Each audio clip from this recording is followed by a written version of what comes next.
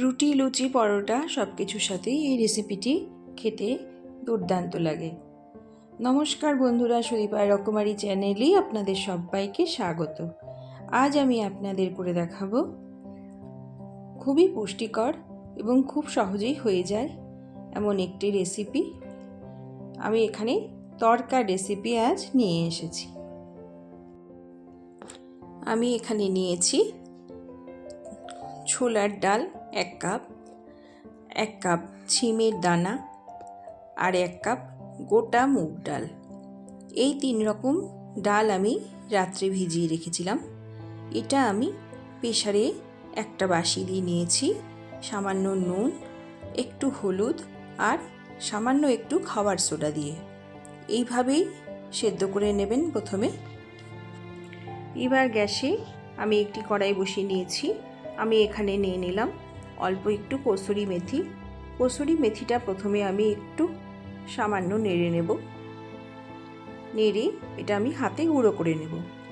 আবার আমি গ্যাসে কড়াই বসিয়ে নিলাম, দিয়ে দিলাম 1 চামচ বাটার। এই রান্নাটা পুরোটাই আমি বাটারই করব। আপনারা ইচ্ছে হলে এই রান্নাটা সাদা তেল বা সর্ষের তেলেও করতে পারেন। আমার বাটারটা গরম হয়ে গেছে, দিয়ে দিলাম একটা শুকনো লঙ্কা,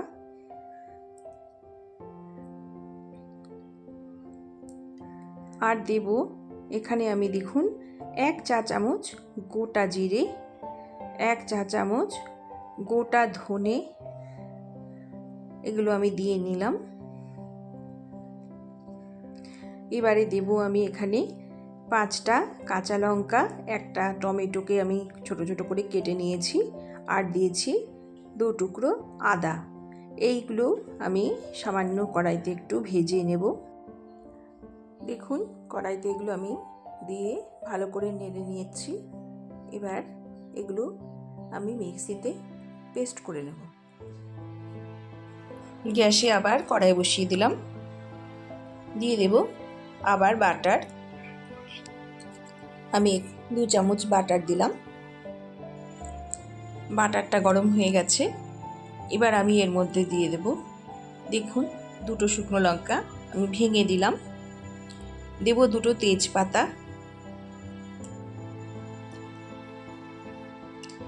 ভালো করে ভেজে নিয়ে এবার দেব অল্প একটু জিরে, গোটা জিরে, আর দেব আমি এখানে এখন দিলাম 2 টুকরো দারচিনির টুকরো, 3টে এলাচের মুখটা ছাড়িয়ে নিয়েছি, দিলাম অল্প একটু জয়িত্রী, আর দেব আমি এখানে সামান্য অল্প একটুখানি জায়ফল। সব কিছু মশলা আমি ভালো করে ভেজে নিচ্ছি। এবার যে মশলাটা আমি মিক্সিতে বেটেছিলাম সেই মশলাটা আমি এখন দিয়ে দিলাম। সেই মশলাটা দিয়ে এবার আমি ভালো করে কষে নেব। অনেকক্ষণ ধরে ভালো করে কষতে হবে, অন্তত 5 মিনিট ধরে, যাতে মশলা থেকে তেল ছেড়ে আসে। তবেই কিন্তু এই রান্নাটা খেতে টেস্ট হবে। যে কোনো মশলাই একটু ভালো করে কষে নিলে খেতে খুব ভালো হয়। আমি এরপরে দিলাম পরিমাণ মতো হলুদ আর অল্প একটু হিং। সব কিছু দিয়ে আমি ভালো করে কষে নিচ্ছি। আমি এই পর্যায়ে দিয়ে দিলাম পরিমাণ মতো লবণ।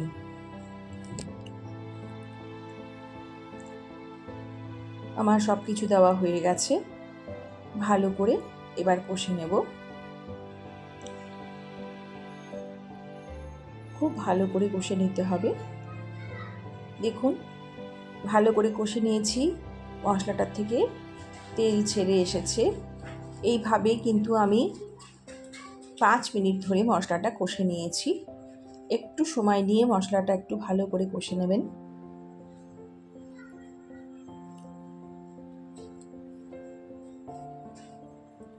মশলাটা কষানো আমার সম্পূর্ণ হয়ে গেছে।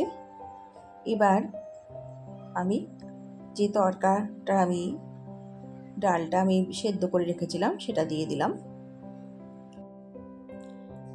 দিলাম তরকাটা। এখন মশলার সাথে তরকাটা আমি ভালো করে নেড়ে নেব। ভালো করে নেড়ে নিয়ে এবারে আমি যে বাটিটার মধ্যে তরকাটা সেদ্ধ করে রেখেছিলাম সেই বাটিটাতে 1 কাপ জল নিয়ে আমি তরকার মধ্যে দিয়ে দিলাম। এর থেকে বেশি জল আর দেব না। এবার আমি যে কসুরি মেথিটা ভেজে রেখেছিলাম সেটাই গুঁড়ো করে দিয়ে দিলাম। এবারে আমি দিয়ে দিলাম 1 টেবিল চামচ গরম মশলার গুঁড়ো। সব কিছু ভালো করে মিশিয়ে নিলাম।